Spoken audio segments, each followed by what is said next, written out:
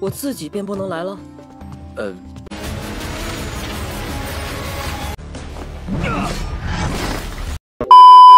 Guys, selamat datang kembali di channel Movie Klonal. Gimana kabarnya cuy? Sehat kan? Tentunya dong. Oke, di video kali ini, Mimin bakalan menceritakan donghua yang berjudul 36 Kavaleri. Ceritanya berlatar belakang pada masa dinasti Han.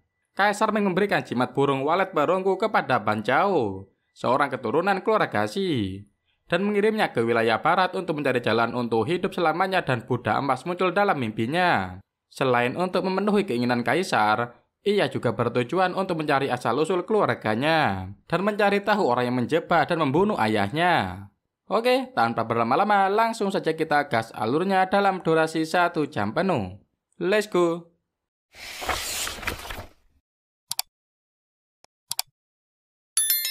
Scene awal yang menunjukkan sang tokoh utama yang baru saja terbangun dari mimpi buruknya dihampiri oleh pelayan istana yang membawa kabar buruk.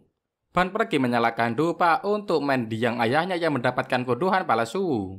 Orang-orang melaporkan ayahnya menulis sejarah nasional dan memalsukan ramalan. Namun buku ramalan itu hanya diketahui oleh Ban kakaknya dan beberapa murid saja. Ban khawatir kepada kakaknya yang merasa bersalah atas semua tuduhan yang ditunjukkan pada ayahnya. Karena itu adalah tindak pidana dan kakaknya akan segera dieksekusi. Ban memutuskan untuk pergi ke Loyang dan meminta adik perempuannya tetap di rumah bersama ibunya. Tapi adik Ban memaksa ingin ikut. Malam harinya mereka berdua pergi menunggangi kuda masing-masing. Ban dan adiknya melakukan perjalanan ke kota Loyang melewati hutan belantara. Sambil mengendarai kuda, Ban berkata pada adiknya akan melakukan rencana pada saat hari sudah siang. Tiba-tiba saja dari arah perlawanan muncul kereta yang hampir saja bertabrakan dengan kuda Ban dan Xiao Zhao adiknya. Kusir kereta ini marah karena Ban dan Xiao hampir saja membuat tuannya yang berada di dalam kereta celaka.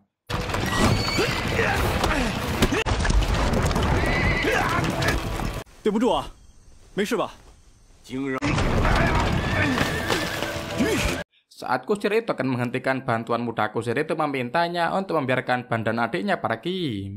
Saat kereta itu akan pergi, mata Zhao melihat sesuatu, kemudian Zhao turun dan meminta maaf pada pemilik kereta tersebut. Tapi sang pemilik kereta heran kenapa Zhao bisa tahu bahwa yang di dalam kereta adalah laki-laki. Kemudian sang pemilik kereta ini berkata gerbang kota Loyang akan dibuka saat matahari terbit. Dia juga menyarankan Zhao dan Ban untuk singgah ke hutan Murbeil sambil menunggu fajar datang. Karena pada saat malam hari di sana ada beberapa orang yang bermain musik. Ban dan Zhao pergi ke hutan Murbeil bersama tuan pemilik kereta. Di sana sangat ramai dan beberapa orang yang bermain musik dan menari. Ban yang agak mengantuk sesekali memejamkan mata. Saat Ban melek, dia melihat seorang yang mirip dengannya waktu kecil. Anak itu berlari, kemudian Ban mengejarnya, dan saat mengejar wanita itu, Ban melihat banyak hal-hal yang aneh. Tapi semua itu cuma mimpi. Ban bangun dengan sedikit kaget.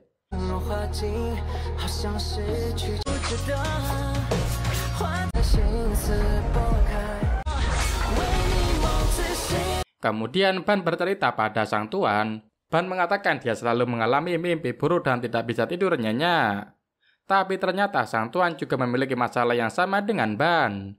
Sang tuan hanya bisa tidur di kereta yang bergerak, oleh karena itu pada malam hari, ia selalu menaiki kereta mengelilingi desa hingga subuh. Karena memiliki masalah yang sama, sang tuan meminta Ban menceritakan mimpi buruk yang dia alami. Ban kemudian bercerita saat dia kecil ayahnya mengajarinya puisi, syair, matematika, dan bela diri. Ban bisa mengingat dengan detail semua buku yang dia baca dan juga harinya, tapi pada saat itu, Ban tidak memahami tentang buku yang dia baca. Baru saat berusia 14 tahun, Ban mulai paham isi buku yang dia baca. Tapi kemudian dia selalu bermimpi kata-kata di buku itu bergerak. Orang-orang yang berada di dalam buku menjadi hidup seperti pasukan tanpa batas. Mereka muncul dengan wajah berbeda-beda seolah menghantuinya. Mendiang ayah Ban berkata mimpi yang dialami Ban ini karena pikirannya tidak murni dan tabiatnya salah. Zhao datang menghampiri kakaknya dan sang tuan, dia berkata kakaknya bisa tidur di mana saja dan kapan saja, tapi tidak terlalu lama. Mendengar cerita Ban, sang tuan merasa mimpinya tidak lebih buruk dari mimpi Ban. Dia bermimpi raksasa emas yang tinggi terbang di udara yang mendarat di atap rumahnya. dan lingkar cahaya putih di kepalanya, dia merasa rumahnya akan hancur oleh raksasa itu. Zhao yang terlahir dengan kemampuan membaca Qi mengatakan itu adalah immortal karena aura di kepala sang tuan begitu murni dan mulia. Warna emas itu mungkin berasal dari barat. Itu adalah hal yang bagus. Sang tuan berpamitan karena hampir fajar. Sebelum sang tuan pergi, Ban menanyakan nama sang tuan, tapi tuan itu berkata, Ban bisa memanggilnya tuan mimpi yang hilang, dan tuan ini akan memanggil Ban saudara mimpi buruk. Tahun 62 Masehi 815, tahun setelah berdirinya kota Roma gempa bumi pertama di Popei tahun ke-5 pemerintahan Yongping dinasti Han Timur, Ban Ku dituduh bersalah menulis sejarah nasional secara pribadi. Sebelum sang tuan pergi, dia sempat memberikan sebuah barang pada Zhao. Menurut Zhao, tuan ini adalah seorang kaisar. Ban menyahut benda itu dan pergi berlari karena waktu yang tersisa sebelum kakaknya dieksekusi tinggal 6 jam lagi. Mereka bergegas pergi untuk mencari Genggong. Namun saat sampai di rumah Genggong, pelayannya mengatakan Genggong biasanya berada di kamp pengawal kekaisaran yang berlokasi di desa Boijia di sebelah utara gerbang timur atas. Kemudian mereka bergegas pergi agar menghemat waktu. Ban membagi tugas, dia akan pergi ke Akademi Kekaisaran sedangkan Zhao mencari Genggong. Genggong yang dalam perjalanan pulang setelah selesai latihan mendengar suara musik yang tidak asing. Genggong teringat beberapa tahun yang lalu dirinya bertempur dengan pasukan bandit. Saat itu dirinya dibantu oleh kakak beradik di mana sang adik juga memainkan musik ini. Genggong berhenti, dia meminta temannya untuk memimpin pasukan dan pergi begitu saja.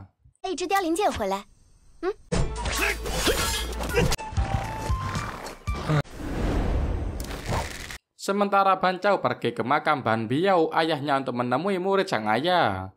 Dia ingin mendiskusikan masalah yang menerima sang kakak. Kemudian sang murid mulai bercerita tentang Sulang dieksekusi setengah bulan yang lalu karena telah mengaku memalsukan ramalan dan mengatakan itu adalah ajaran gurunya. Ban Biao dia juga mengungkapkan masalah penulisan sejarah nasional secara pribadi. Murid ini dan Sulang cukup sering berinteraksi, tapi setahun yang lalu dia diangkat seorang penyihir sebagai tuannya dan perlahan-lahan menggila. Penyihir itu adalah Yu Yosuan. Kegilaan Sulang menyebabkan penyihir ini akan diinterogasi oleh pengadilan hukum. Namun karena dia pengelana, sulit ditemukan dan sudah lama menghilang. Sebelumnya Meng Jian juga berkata sama dengan Ban Chao untuk menjauhi kasus Sulang. Namun Meng Jian memikul masalah ini sendiri demi melindungi reputasi sang guru dan kehidupan keluarga Ban. Karena itulah Ban Chao ingin membawa Meng Jian kembali. Zhao dan Genggong datang. Di sana Ban Chao menyusun rencana untuk menggagalkan eksekusi Meng Jian.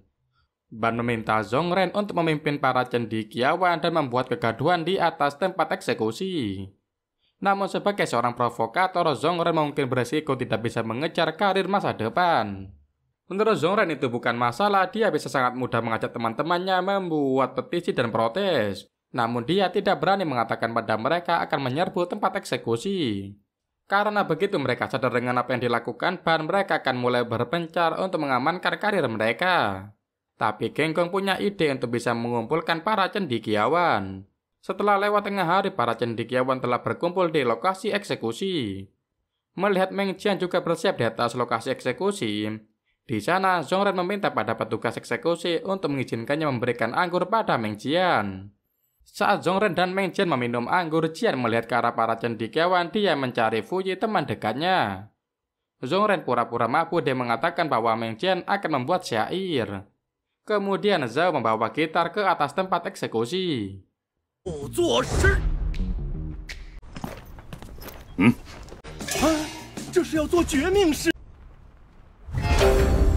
Waktu eksekusi telah tiba, Meng Jian telah bersiap di tempatnya. Sementara di belakangnya, seseorang penjaga juga sudah bersiap membawa sebuah kapak yang akan digunakan untuk memenggal kepala Meng. Ban Chao dan Genggong yang menunggu di luar melesatkan anak panah tepat mengenai kapak eksekusi. Kemudian Zhongren memprovokasi para cendekiawan untuk naik banding. Kemudian para cendekiawan mulai berdiri melawan para penjaga dan keadaan mulai gaduh. Kepala prajurit mengenali anak panah yang dilepaskan Genggong. Kepala prajurit mendatangi pasukannya dan bertanya siapa orang berani membuat kekacauan. Pasukan patroli memasuki tempat eksekusi, keadaan semakin ricuh. Saat itu di atas tempat eksekusi seseorang melemparkan asap bailang.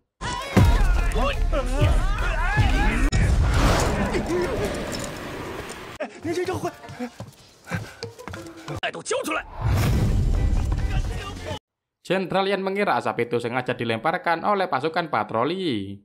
Kemudian Jenderal Yan bersama pasukannya turun menemui pasukan patroli. Jenderal Yan sudah bersiap berperang melawan pasukan patroli.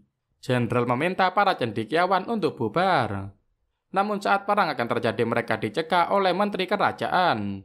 Dia mengatakan ini salah paham. Melihat semua kekacauan ini, mereka mulai sadar bahwa para cendekiawan berusaha untuk menculik terpidana mati, yaitu Meng Jian. Zhao yang menyamar sebagai seorang cendekiawan menggendong seseorang, dia dibawa masuk ke kereta yang telah disiapkan. Ban Chao membawa kereta itu, tapi dari sisi lain, Yu Yaoxuan melihat kereta itu, dia mengetahui bahwa itu adalah keluarga Ban. Sementara itu, Jenderal Yan dan kepala patroli mencari tahu asal dari asap hilang. Meng Jian juga masih berada di sana. Waktu tengah hari telah berlalu. Menurut etika hukum, eksekusi tidak bisa dilaksanakan karena memiliki unsur negatif jika tidak dilakukan saat hari terang benderang. Kekacauan ini hanya mengundur waktu kematian Meng Jian 1 hari lagi. Saat akan dibawa kembali ke tahanan, Meng Jian berusaha naik banding. Dia membawa tanda pengenal kekaisaran yang diberikan oleh Zhao. Meng Jian datang ke istana untuk naik banding menemui Liu Zuang, Kaisar Ming dari dinasti Han. Namun ternyata yang menemui Kaisar Liu adalah Ban Chao yang menggantikan Ban Gu, kakaknya mereka kembar. Sehingga tidak ada yang mengetahui kalau Ban Chao pakai kumis palsu. Ternyata Kaisar ini adalah tuan mimpi yang hilangnya dia temui sebelumnya. Kemudian Ban Chao berusaha menjelaskan bahwa saudaranya tidak pernah menulis sejarah kerajaan secara pribadi dan membuat ramalan palsu.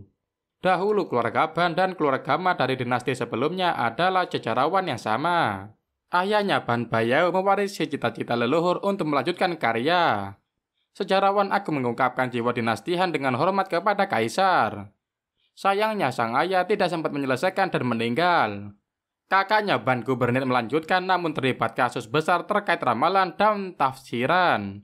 Ban Chao memohon agar kaisar meninjau ulang kasus ini.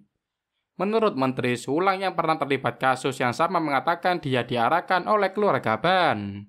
Tapi menurut Ban Chao, akar sejarawan berasal dari para pejabat ilmu pengetahuan alam pada zaman dinasti Jinsang. Oleh karena itu, astrologi, membaca energi, dan prediksi merupakan ilmu keluarga Ban. Setelah mendengar penjelasan Ban Chao, Kaisar meminta pengawal untuk melepaskan Ban. Kaisar dan Ban menuju halaman istana. Di sana ada sebuah patung kuda yang mereka berbincang mengenai asal-usul kuda tersebut. Dan berkata hari ini Kaisar telah menemukan seseorang penguasa yang memiliki kepribadian luar biasa. Ban berlutut di kaki Kaisar. Kaisar tahu semuanya dilakukan Ban untuk membela ayah dan saudaranya. Namun dia telah melanggar hukum Han, oleh karena itu Kaisar meminta pengawal untuk memasukkan Ban Chao di penjara sambil menunggu penyelidikan dan keputusan. Senja telah datang, teman-teman Ban Chao telah sampai di tempat persembunyian menunggu kedatangan Ban. Sementara itu, Kaisar yang telah semalaman membaca buku sejarah kerajaan yang ditulis Ban Gu mengeluarkan dekrit. Ban Chao yang sedang terkena kasus pidana pergi ke sebuah tempat hiburan di kota Loyang bersama Geng Gong. Geng Gong alasan mengajak Ban ke tempat hiburan ini untuk bertemu penari Hu, seorang penari yang bernama asli Suwanu. Yang berasal dari Guisang, dia adalah penari yang sangat cantik sehingga dikagumi banyak orang. Xian adalah pendatang baru di kota Loyang dan hanya bisa menarikan tarian Hu. Makanya belum banyak orang yang mengenal dia. Selain itu, penari Hu juga sangat keras kepala dan tidak patuh. Semua orang ingin mengganggunya, tapi penari Hu dilindungi oleh prajurit Yulin, Tuan Geng. Xian mendatangi meja Tuan Ban untuk mengucapkan terima kasih dan menuangkan minuman. Tuan Ban menyambut dengan baik kedatangan Xian. Mereka bertegur sapa. Ban juga menanyakan apakah Xian punya keinginan untuk kembali ke Guisang. Namun Xian pergi dan tidak menjawab pertanyaan Ban. Ban dan Geng Gong keluar dari tempat hiburan, kemudian mereka melihat seseorang yang memasang bendera legenda Yu Yaoxuan. Ban mendatangi orang tersebut dan mematahkan propertinya karena orang ini telah menipu banyak orang dengan membawa nama Yu Yaoxuan. Rupanya Ban masih mencari tahu tentang Yu Yaoxuan karena mungkin akar masalah keluarganya berasal dari Yaoxuan. Dari hasil penyelidikan Ban, Yaoxuan 2 tahun yang lalu selalu datang ke kota Loyang. Dia melakukan ritual memutus nyawa 2 hari setiap awal bulan dan bulan purnama. Tiap kali ritualnya berhasil, dia akan jadi terkenal. Namun setengah tahun yang lalu, Yosuan menghilang dan berkelana ke seluruh dunia. Saat ini Ban menjabat sebagai kepala lantai di istana dan memimpin 12 lantai lain. Saat pengawal yang berjaga malam berkeliling, mereka melihat ruangan Ban selalu menyala. Ternyata Ban di dalam sedang belajar. Dengan rahmat suci baginda Raja Banku dan Ban Chao bisa melanjutkan penulisan catatan sejarah agung di altar lantai. Di sana Banku memperingatkan Ban Chao yang sering berinteraksi dengan prajurit Yulin, Genggong, dan keluar masuk pasar emas agar tidak melupakan tanggung jawabnya. Selain itu, Banku juga senang karena Ban Chao mulai belajar malam lagi dengan tekun, namun Banku merasa Ban Chao melanggar aturan keluarga Ban karena Chao membaca naskah-naskah kuno dan legenda. Mereka berdebat. Ban Chao merasa kakaknya dan sang ayah terjebak dalam warisan dan lingkaran pemikiran Konfusianisme, dan Ban Chao ingin merubah keadaan ini. Mereka kembali berdebat karena memiliki prinsip ajaran yang berbeda, tapi Banku segera menenangkan diri agar tidak terlarut dalam emosinya. Banku memberikan surat untuk Chao yang dibawa dari kediaman Yue oleh Cheng Huacheng. Ini adalah surat balasan di mana sebelumnya Bang Chao meminta untuk diberikan koleksi baru cerita rakyat dan lagu rakyat. Tapi saat membaca isi surat tersebut, Ban Chao akhirnya tahu lokasi Yu Yosuan. Masih di tempat hiburan kota Lao yang para penonton sedang menyaksikan penampilan penari Hu Xianu. Namun tiba-tiba Xian menghentikan tariannya. Karena bangsawan Wu Cheng membeli 10 gulungan kain sutra warna-warni sebagai hadiah itu adalah tanda dukungan bangsawan Wu kepada Xian. Xian pun naik ke atas menemui bangsawan Wu, namun mendadak Xian melompat dan bergelantungan di atas pagar pembatas. Dia mengatakan tidak menyukai bangsawan Wu dan menunjuk Ban Chao sebagai orang yang disukai. Ban Chao yang sedang tidur disodorkan sekotak uang agar melepaskan Xian untuk bangsawan Wu. Melihat penawaran ini, Ban merasa di posisi yang sulit. Karena jika dia mengambil uangnya, dia akan terlihat seperti seorang bajingan. Tapi jika Ban tidak mengambil uangnya dan menyerahkan penari Hu yang tidak akan mendengarnya, akan terlihat seperti penakut. Akhirnya Ban mengambil keputusan untuk membawa kabur penari Hu. Tentu saja dia tidak lolos begitu saja. Pengawal bangsawan Hu mengejar mereka. Ban berusaha menghalangi para pengawal dan meminta Xian untuk lari duluan. Setelah menghambat jalan pengawal Wu, Ban pergi menemui Xian. Tapi dari belakang bangsawan Wu mengejar mereka dengan kereta dan melesatkan anak panah ke arah Ban dan Xian. Genggong berusaha menolong Ban dan Xian. Dia melemparkan sebalok kayu ke arah kereta bangsawan Wu yang mengakibatkan keretanya tumbang. Xian mengajak Ban dan Gong berlari ke arah jalan buntu.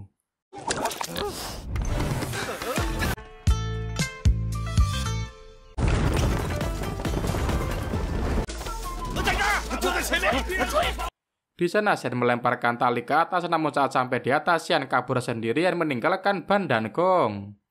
Setelah menyerang pasukan bangsawan Wu, Ban dan Gong bersembunyi karena prajurit Yulin mencari mereka. Saat mereka keluar dari persembunyian, seorang kakek menawarkan untuk meramal nasib Ban dan Gong. Ban bersedia diramal oleh kakek tersebut. Sang kakek berkata Ban memiliki masalah tidur.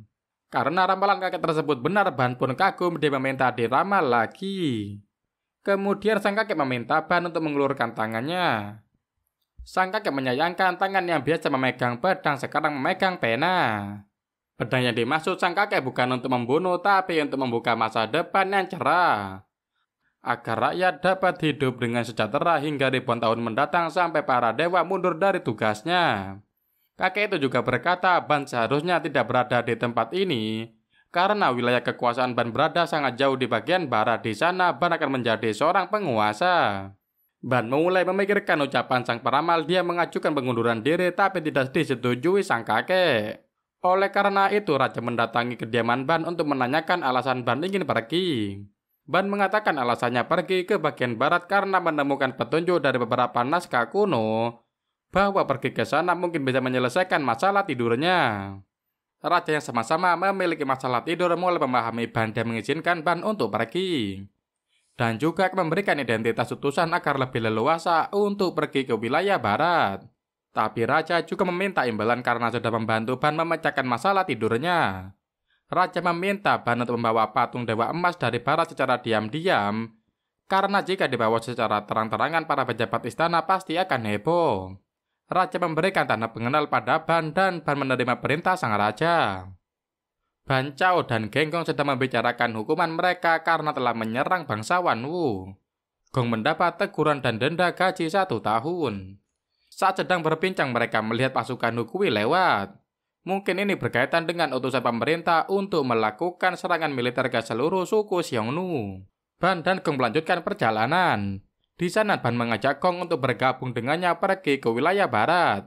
Sejujurnya Gong juga ingin pergi, namun karena dirinya adalah seorang prajurit elit Yulin, dia tidak bisa sembarangan pergi. Ketika sampai ke tempat hiburan di depan pintu masuk, mereka bertemu dengan bangsawan Wu. Ia memakai bedak untuk menutupi lukanya. Kemudian seorang wanita dari tempat hiburan mendatangi Ban dan Gong. Dia meminta agar Ban dan Gong tidak masuk ke tempat hiburan, kalau kasarnya sih diusir ya guys ya. Dengan perasaan jengkel mereka pergi dari tempat hiburan. Saat melewati pasar mereka kembali bertemu dengan kakek peramal. Kakek peramal memainkan gitarnya dan meramal lewat sebuah syair. Keadaan pasar hari itu sangat ramai. Saat sang kakek mulai meramal, semua orang mengalihkan pandangan kepada sang kakek. Ban dan Gong malu, mereka mencoba menghindar dari sang kakek. Tapi sang kakek mengejar 2 tuan muda itu dan mengatakan bahwa 2 bintang akan segera bertemu. Bertempur atau bersatu dan mungkin takdir akan berpihak pada Ban.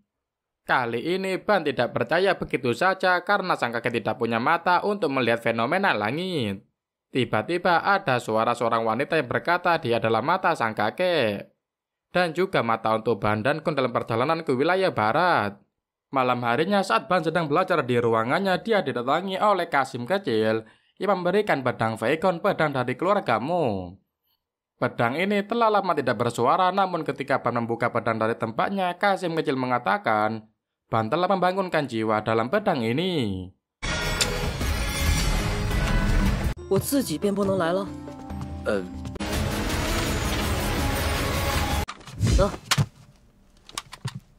Melihat pedang ini, Ban teringat akan perkataan gurunya.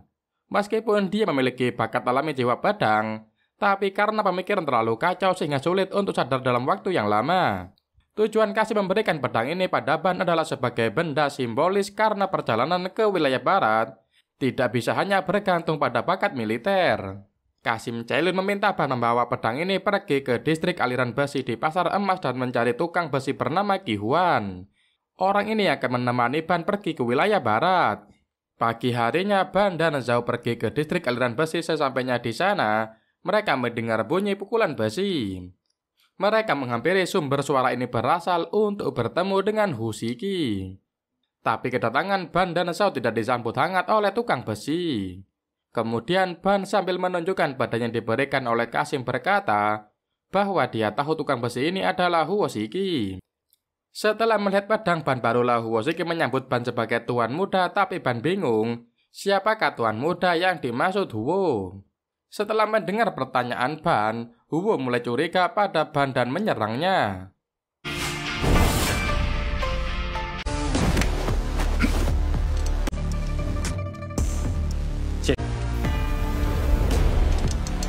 Perkelahian antara Ban dan Huo tidak dapat terhindarkan. Ban meminta Zhao untuk keluar dulu sementara dirinya akan menyelesaikan salah paham di antara dirinya dan Huo. Huo mulai terpojok dengan serangan pedang Ban.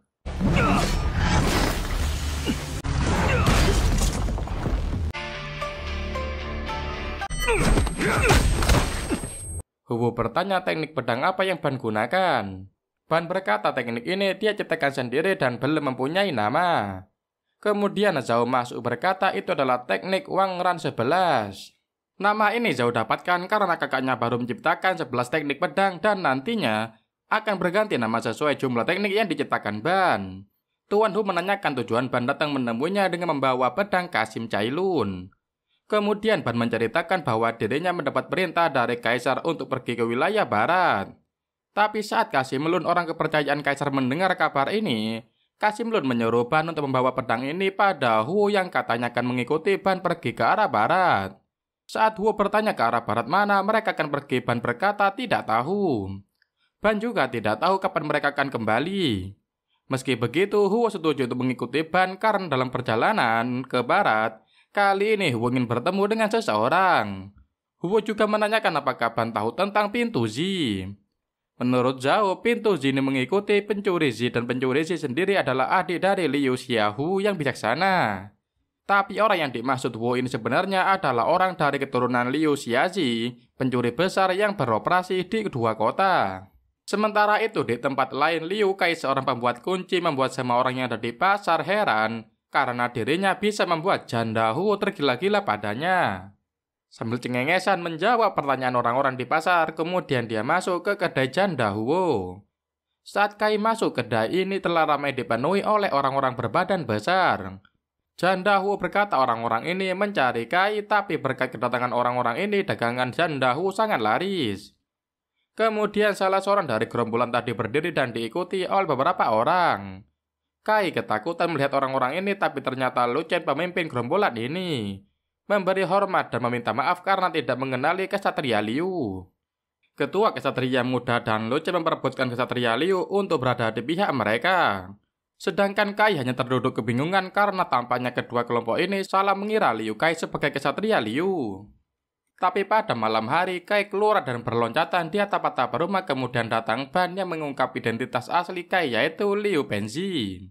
Kesatria Liu memiliki 3 keunggulan, yaitu senjata rahasia tersembunyi, keterampilan lompatan, dan teknik membuka kunci. Ban telah melihat 2 keunggulan kesatria Liu. Tujuan Ban datang adalah untuk melihat keunggulan ketiga kesatria Liu. Ban meminta bantuan kesatria Liu untuk membuka borgol aneh di tangan rekannya yang pernah dipenjara oleh pemerintah. Kesatria Liu menanyakan identitas Ban. Tapi Ban hanya menjawab sesama saudara di dunia persilatan tidak perlu menanyakan identitas. Ban khawatir jika kesatria Liu tahu identitas Ban hanya akan menyulitkan kesatria Liu. Kesatria Liu bersedia membantu. Mereka membawa kesatria Liu ke sebuah gedung dan di dalam gedung itu sudah ada penari Hu menunggu. Setelah datang ke tempat yang ditunjukkan Ban, Liu Penzi entah bagaimana sudah tergantung dengan borgol di tangannya. Qi Huan berkata Liu bisa membuka borgol ini tapi butuh waktu 1 hari. Tapi Liu sadar sebenarnya mereka melakukan ini untuk tujuan yang lain. Tujuan sebenarnya Ban menculik Liu adalah untuk bekerja sama melakukan hal besar. Mereka ingin Liu bergabung dalam perjalanan mereka ke wilayah barat. Untuk memancing Liu, Ban menunjukkan harta tersimpan yang ada di wilayah barat, seperti permata, batu mulia, dan kuda terkenal. Liu menolak tawaran Ban dan teman-teman, tapi Ban tidak kehilangan akal. Dia mengancam akan melaporkan Liu ke pemerintah karena perbuatan mencurinya, yang bahkan seluruh dunia sudah tahu tentang dirinya. Ban memancing orang wilayah barat dengan Xiunu dan sebuah minuman anggur. Setelah melihat pembicaraan Xian dan orang wilayah barat berhasil, Genggong meminta Ban untuk kembali ke kota Loyang karena Ban telah berjanji akan memasukkan Genggong ke pasukan khusus militer.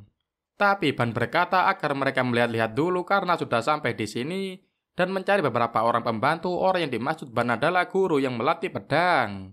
Ban pergi menemui sang guru, namun ketika sampai di sana, Ban dipecat sebagai murid. Sang guru berkata Ban dan dirinya tidak memiliki hubungan lagi di masa depan, meskipun jiwa pedang Ban telah bangun. Sang guru berkata Ban terlambat karena sang guru telah menemukan seseorang sebagai penerus keluarga pedang. Orang ini adalah junior Ban yang telah dipilih sebagai penerus keluarga pedang 5 tahun yang lalu. Meskipun junior Ban tidak mengeluarkan makna pedang dan hanya dalam tahap energi pedang, namun sang guru merasa itu bukanlah masalah. Niat Ban datang menemui sang guru adalah untuk meminjam pelayan pedangnya. Lalu Ban menceritakan alasan dirinya meminjam pelayan pedang. Karena Ban sudah bergabung lagi dalam militer dan dirinya akan pergi ke wilayah barat. Untuk menaklukkan Xiongnu, juga untuk rahasia mengirim utusan ke berbagai kerajaan di barat. Dan ini juga kunjungan terakhir untuk mengucapkan selamat tinggal pada gurunya. Sang guru mengizinkan Ban untuk membawa Ahda yang tinggal menemani dirinya dan 9 orang lainnya untuk ikut pergi ke wilayah barat. Selain itu, junior Ban Feng Lian juga akan ikut. Alasan tempat sang guru dinamakan Lu Sui Jinglu pertempatan air hijau yang jernih adalah karena sebaik-baiknya pedang juga perlu ditempa dan diasah. Sebelum pergi, Ban dan sang guru berlatih pedang.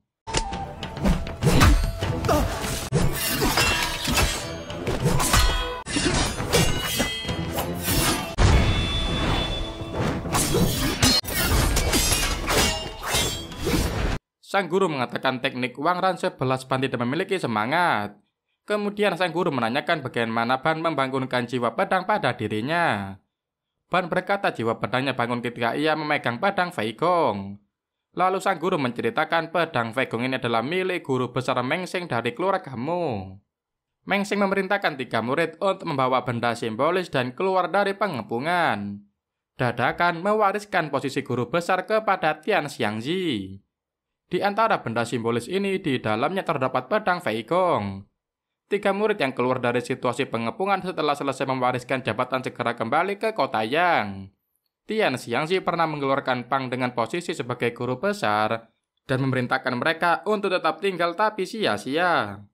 Dulu pedang ini adalah simbol guru besar keluargamu. Tapi sekarang tidak lagi karena keluargamu sudah lama tidak memiliki guru besar. Di kediaman Huo Shiki, Cailun datang untuk membujuk Huo. Tapi ternyata Cailun ini dulunya adalah guru besar. Meskipun Huo mengikuti ayahnya, tapi pembimbing Huo adalah sang dewa pandai besi Wu Bing. Dengan begitu, Huo sebenarnya adalah bagian dari garis keturunan keluarga Xiang Li. Sedangkan ayah Cai keturunan Deng Ying dari keluargamu. Meskipun keluargamu mengalami kemerosotan dan kehilangan guru besar, asalkan pedang Fei Gong tidak jatuh ke tangan orang ketiga dan meski dunia ini menyatakan tidak ada satupun murid keluargamu, selama masih ada orang yang berbuat baik dan bersifat kesatria itu juga tidak masalah. Peradaban tidak binasa dan ratusan filsafat tidak akan lenyap. Pasukan militer Yulin membicarakan tentang Xian yang berada di kamp militer Yulin. Keberadaan Xian di sana karena dia sekarang menjadi pengikut asisten jenderal militer yang baru yaitu Ban Chao. Semua pengikut Ban menjadi pasukan militer namun tidak sedikit pun terlihat seperti orang yang sedang bergabung dengan militer. Alasan Ban mengajak Zhao dan penari Hu karena perjalanan mereka menuju wilayah barat sangat jauh. Dengan mengajak Zhao yang bisa memainkan seruling dan Xian yang seorang penari, mereka tidak akan merasa bosan di perjalanan. Tiba-tiba seorang prajurit memberi info bahwa Qi Huan datang mencarinya. Ban dan Liu menyambut kedatangan Huan yang membawa banyak sekali barang. Huan melemparkan pedang Fei Gong pada Ban sebagai pinjaman karena pedang ini milik guru besar keluargamu. Jadi Huan tidak berani memberikan pada Ban. Tapi Tuan Muda Cailun berkata pedang ini mengenali Ban, jadi Cailun meminta Ban untuk memelihara pedang ini. Malam harinya saat Ban sedang belajar, ada seseorang yang menyelinap mendekati kampnya. Dia bergegas keluar untuk mengecek, kemudian Ban melihat seseorang itu berlari. Ban mengejar orang itu, tapi Ban kehilangan jejak karena orang ini mengeluarkan hewan yang mengganggu Ban. Saat orang ini bersembunyi, Ban akhirnya menemukannya. Ternyata dia adalah Janda Hua yang mencari Liu. Liu kaget melihat kedatangan Janda Hua. Bagaimana bisa dia yang seorang leluhur pencuri tidak sadar telah diikuti? Selain itu, orang-orang juga kagum dengan kemampuan bela diri Huan dan tubuhnya yang dipenuhi serangga beracun. Huan bertanya pada Hua apakah bunga dari Yelang Sangmu berkaitan dengan dirinya. Huan berkata rumah bunga Yelang Sangmu adalah sebuah pintu Qi sangat misterius dan kabarnya sangat mahir dalam menggunakan racun, seni mengendalikan dan seni sihir. Seni mengendalikan adalah seni memanfaatkan binatang liar dan serangga untuk kepentingan sendiri. Dan yang paling mengagumkan adalah kemampuan mengendalikan roh di mana seni ini bisa membangkitkan mayat dan ikut berperang. Liu Pensi merasa dibohongi karena ternyata wanita yang dia sukai adalah seorang Yelang Sangmu. Liu meminta Huan untuk pergi, tapi kemudian Huan mengatakan jika Hua punya sutra dari Ulat Sutra Sangmu, dia boleh tinggal bersama mereka. Ulat Sutra Sangmu adalah asal-usul nama Sangmu mampu memelihara ulat sutra hitam emas dan bisa meludahkan sutra yang lebih keras dari bilah baja. Ban menyambut kedatangan Hua, tapi Liu menolak dan berkata jika Hua bergabung maka dirinya akan pergi. Tapi Ban menakut-nakuti Liu sehingga dia tidak jadi pergi. Pagi harinya semua pasukan dari berbagai penjuru telah disiapkan untuk melawan Xiongnu. Formasi pasukan sudah ditetapkan, mereka mulai menata barisan lalu semua pasukan menyerukan kata perang.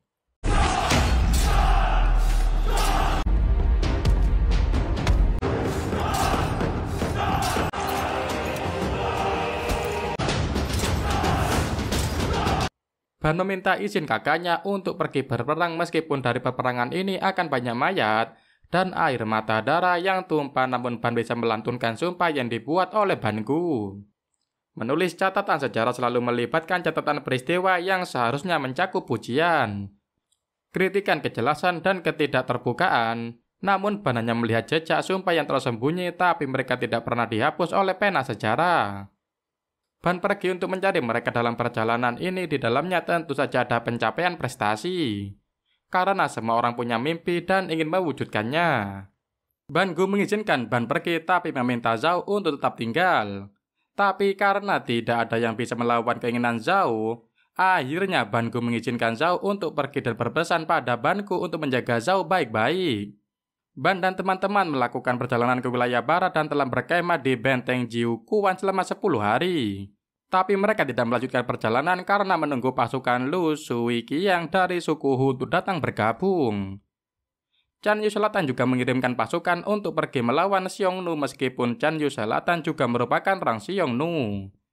Tapi mereka akan membantu untuk melawan Xiongnu Utara karena terdesak.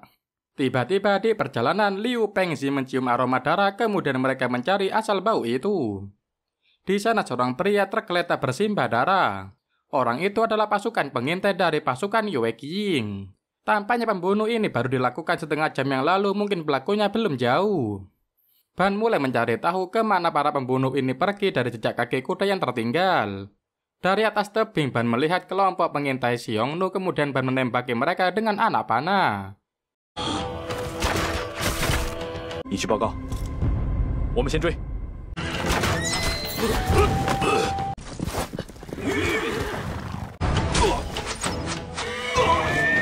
Saat mengira semua pasukan mengintai sudah mati, rupanya ada salah satu orang yang masih hidup.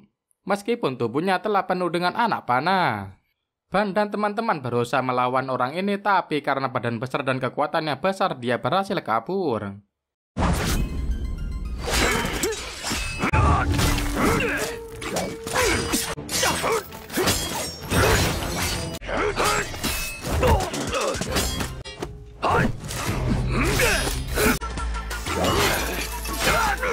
Sementara di sisi lain, Xian dan Genggong sudah menunggu di kamp militer.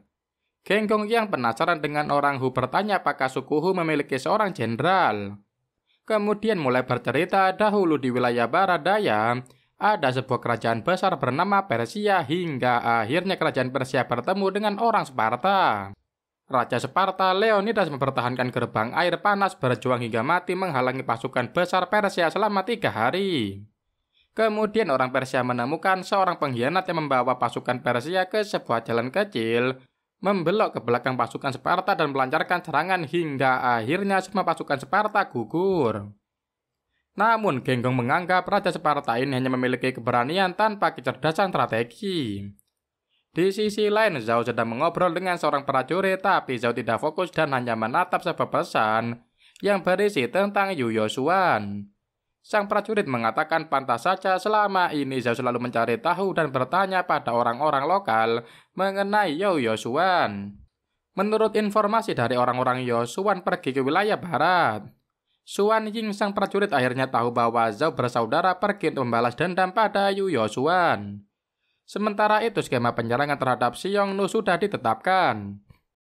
Terlihat para pasukan Jenderal Dou sudah bersiap membantu barisan yang rapi untuk pertempuran di kota Yewu. Saat musuh datang, mereka mulai bergerak menyiapkan senjatanya seperti panah, tombak, dan bedil.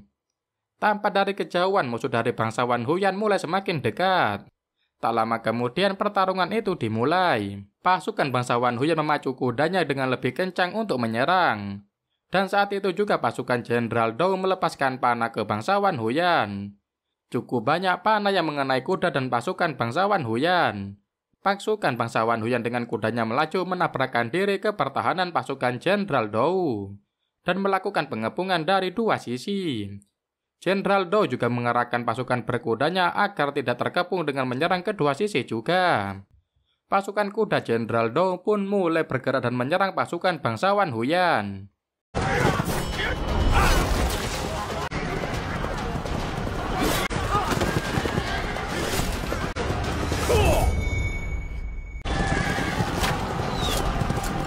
Di tengah keseruan pertarungan kedua pasukan itu, tiba-tiba salah satu pasukan melaporkan bahwa di bagian timur laut ditemukan bendera komandan musuh. Jenderal Dou melihat ke arah timur laut dan benar rombongan Raja Huyan sudah terlihat. Di dalam rombongan Raja Huyan mengutus Su Tumayo untuk bergabung dalam pertempuran itu. Su Tumayo mengangguk dan mulai memacu kudanya ke medan perang. Su Tumayo mengarahkan pasukannya seperti Helan, Tifu, Feilian, Poliuhan, Wanqi, Lici untuk mengikuti dirinya. Mereka memacu kudanya untuk masuk ke medan perang. Pertarungan makin seru dengan adanya Su Tumayo masuk ke medan perang. Pasukan Jenderal Do makin banyak yang gugur.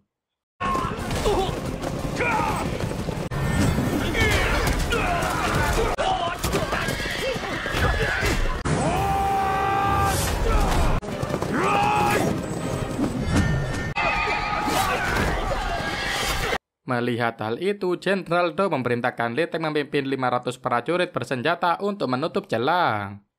Ban Chao juga diperintahkan memimpin pasukan inti untuk membantu Li Teng mengalahkan pasukan berkuda bangsawan Huyan. Li Teng dan pasukan mulai masuk ke medan perang. Li Teng dengan piawai mengalahkan satu persatu pasukan bangsawan Huyan. Kemudian Li Teng bertemu dengan Su Tumayo. Mereka mulai saling menyerang satu sama lain. Su Tumayo menggunakan pedang dan Li Teng menggunakan tombak. Sayang sekali pertarungan mereka tidak lama karena setelah Li Teng diangkat dan dilempar, Li Teng sudah tidak sadarkan diri. Setelah itu Su Tumayo melanjutkan pertarungan dengan membunuh yang lain. Kali ini Su Tumayo dipertemukan dengan pewaris dari keluarga pedang, Feng Lian. Su Tumayo memanah Feng Lian tapi dengan sigap Feng Lian bisa menangkisnya. Su Tumayo maju mendekati Feng Lian untuk menyerang.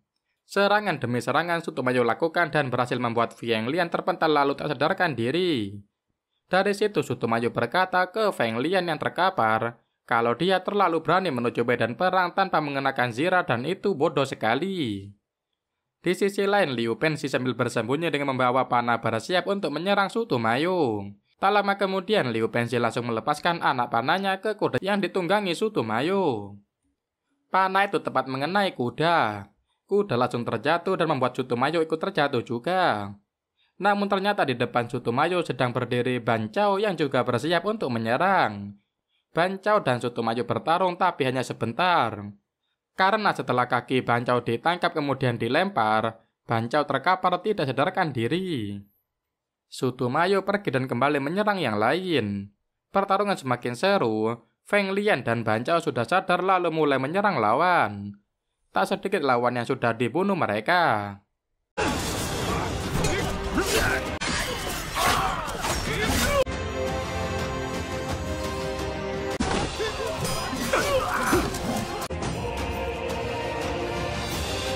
Pertempuran di kota Yiwu saat ini masih berlangsung. Pertarungan yang terlihat sangat sengit, bisa dibilang ini adalah pertarungan berkuda paling seru. Mereka saling melawan satu sama lain menggunakan panah ataupun tombak. Di tengah pertarungan terlihat Genggong sedang dijadikan target oleh seorang pasukan Xiongnu. Pria tersebut mengarahkan anak panah ke kepala Genggong. Anak panah yang telah dilepaskan dari busurnya itu tepat mengenai kepala Genggong hingga tertancap di pelindung kepala yang digunakan. Genggong pun terjatuh dari kuda yang ditungganginya hingga tak sadarkan diri. Ketika Genggong tak sadarkan diri, dia malah terbangun di alam lain. Terlihat seperti hutan bambu dengan banyak kabut dan hanya ada dia sendirian di situ. Genggong kebingungan dan bertanya-tanya di mana ia saat ini. Karena dia juga ingat betul jika sebelumnya sedang di medan perang dan tertembak panah lalu terjatuh. Genggong berdiri kebingungan sambil melihat-lihat sekitar. Sepertinya bukan hutan bambu biasa. Di situ juga ada patung yang cukup besar berbentuk pendekar berkuda yang diberi nama Huo Kubing. Genggong mulai berjalan menyusuri hutan bambu itu. Di perjalanan Genggong menemukan beberapa patung lagi. Saat mendengar suara air, Genggong mendekati sumber suara tersebut. Langkah demi langkah tibalah Genggong di sumber mata air itu. Dia juga bertemu dengan Pak Tua yang sedang duduk main catur sendirian di bebatuan. Genggong bertanya kepada Pak Tua di mana dia saat ini, tapi bukannya menjawab, Pak Tua itu malah menjelaskan permainan yang sedang dia mainkan. Permainan catur itu disebut Genggong Baijing. Pak Tua itu bilang ke Genggong bahwa situasi yang sulit itu adalah akhir permainan. Genggong tidak paham maksud Pak Tua itu. Lalu dia bertanya, Pak Tua itu menjawab tidak. Justru ini adalah awal kisah Genggong dimulai. Pak Tua lalu menyuruhnya pulang sekarang. Setelah itu tiba-tiba air naik ke atas batu itu dan membuat Genggong kembali ke medan perang dan sadarkan diri. Genggong pun terbangun dan mulai bangkit untuk memanah lawannya. Kali ini sasaran panahnya dia adalah Raja Huyan. Saat anak panah itu sudah melesat mendekati ketua, ada pasukan Xiongnu yang tadi sempat memanah Genggong hingga tak sadarkan diri itu sedang di sebelah ketua. Karena pria tersebut tahu ada anak panah yang menghampiri Raja Huyan, dengan sigap dia menghadang panah itu dengan pedang dan berhasil ditepis olehnya. Raja Huyan dan koloninya melarikan diri dari medan perang dengan diikuti koloni Banjao. Mereka terus memacu kuda secepat mungkin. Su Tumayo mengerahkan koloni yang lain untuk pergi dulu melindungi Raja Huyan, dan Su Tumayo akan tinggal menghalangi koloni Banjao. Su Tumayo putar balik untuk menghabisi mereka. Sementara itu Banjao dan rekannya saat ini juga ikut mengejar Raja Huyan. Mereka memacu kudanya dengan lebih cepat. Di tengah jalan Banjao bertemu dengan Su Tumayo. Didapati koloninya telah binasa dihabisi oleh Su Tumayo. Karena hal itu mereka berdua adu skill dengan bertarung. Dari pertarungan ini terlihat tidak imbang. Su Tumayo yang berbadan besar menggunakan 2 pedang sedangkan Banjao yang berbadan lebih kecil hanya menggunakan 1 pedang saja. Hal itu sempat membuat Banjao terlempar beberapa kali. Kerennya Banjao masih bisa bangun dan menyerang balik yang membuat pertarungan makin sengit.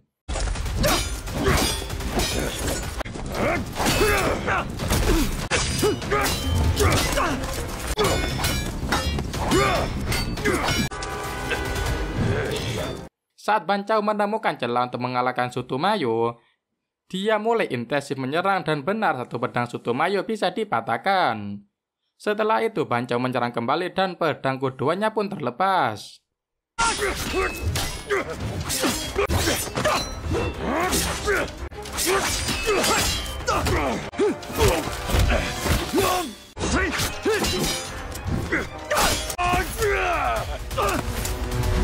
Pertarungan Banjao dan Su Tumayo semakin gila lagi. Bagaimana nggak gila guys? Banjao juga menendang dan menginjak kepala Su Tumayo. Sebaliknya Su Tumayo juga membanting Banjao. Sama-sama punya skill yang kuat, tapi di dalam pertarungan pasti ada kalah dan menang. Pertarungan ini dimenangkan oleh Banjao karena berhasil menebas Su Tumayo dengan pedangnya.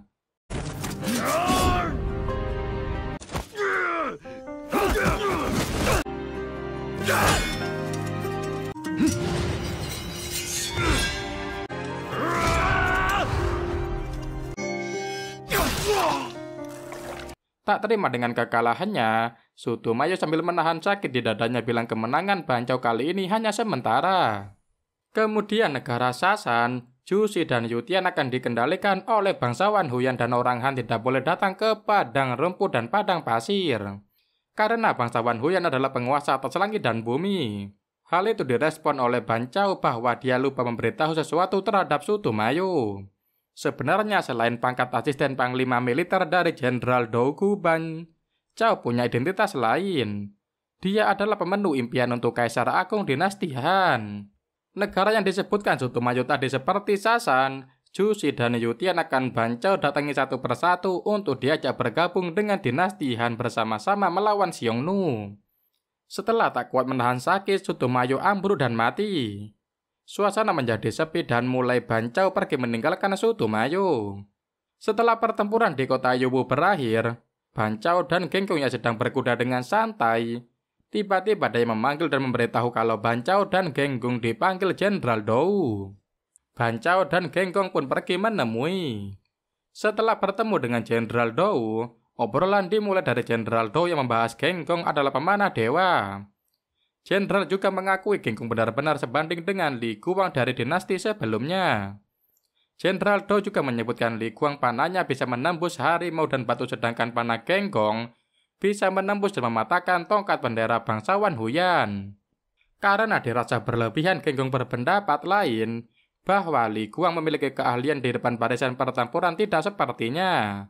Banjao sependapat dengan Jenderal Dou di mana sejak kecil Genggong juga sudah dijuluki sebagai Li Guang Junior. Jenderal Dou memberikan apresiasi terhadap Genggong karena dalam pertempuran kali ini menjadi peraih prestasi utama. Berkat dari pemanah dewa, Genggong juga diberikan nasihat bahwa seorang pemanah ulung pada saat yang penting dapat mengubah keadaan perang. Jenderal juga menawarkan kepada Genggong untuk terlibat pertempuran lagi bersamanya untuk menembak langsung bangsawan Huyan. Genggong nampak senang karena dilibatkan ke misi khusus ini. Selain Genggong, Qinlin juga termasuk berprestasi karena sudah memenggal kepala orang Xiongnu paling banyak. Dari prestasi yang didapat Genggong dan Qinlin, membuat jenderal mengalokasikannya kepada Ban Chao untuk misi khusus. Misi khusus menuju ke negara di wilayah barat ini untuk menyerahkan Xiongnu dan tunduk kepada dinasti Han. Jenderal Dou menambahkan untuk misi kali ini tidak seperti berperang. Karena lebih dari 50 negara bagian di wilayah barat masing-masing menyimpan rahasia dan sulit untuk diprediksi kebiasaannya. Oleh karena itu butuh beberapa orang yang luar biasa seperti Genggong dan Qinlin. Tidak hanya mereka berdua saja yang diajak Ban Chao untuk misi khusus ini. Ban Chao juga mengajak Xiao Zhao ahli dalam meramal, Yu Wenzi bertugas sebagai pembicara, keturunan dari keluarga Mao seperti Qi Huan bersama 5 muridnya, si pencuri Liu Pensi dan anggota keluarganya, Janda Hua, pewaris dari keluarga pedang Feng Lian bersama pengawal pedangnya berjumlah 10 orang ditambah prajurit Yulin. Xuan Ying dan temannya berjumlah 7 orang. 8 orang termasuk Qinlin dari pasukan Hu Benjun dan seluruh anggota delegasi diplomatik berjumlah 36 kavaleri. Setelah itu mereka yang masuk di misi khusus Ban Chao saat ini sedang berkumpul dan bersiap untuk berangkat. Sebelum berangkat, Jenderal Dou berkata perjalanan ke wilayah barat bukan seperti wilayah Han. Perjalanan ini membutuhkan usaha yang luar biasa, jadi Ban Chao diminta untuk berhati-hati dan menjaga diri baik-baik. Pesan dari jenderal menutup kisah ini. Ban Chao dan rombongannya juga mulai berangkat ke wilayah barat dengan melewati padang pasir dan sorotan cahaya matahari waktu itu sangat indah. Dan ceritanya pun bersambung sampai sini dulu ya guys ya. Bagaimana ceritanya, seru kan? Ya udah, Mimin pamit dulu. Sampai ketemu di video-video berikutnya. Jangan lupa like dan subscribe kalau belum. Dan jangan lupa rebahan. Oke, sekian, terima kasih.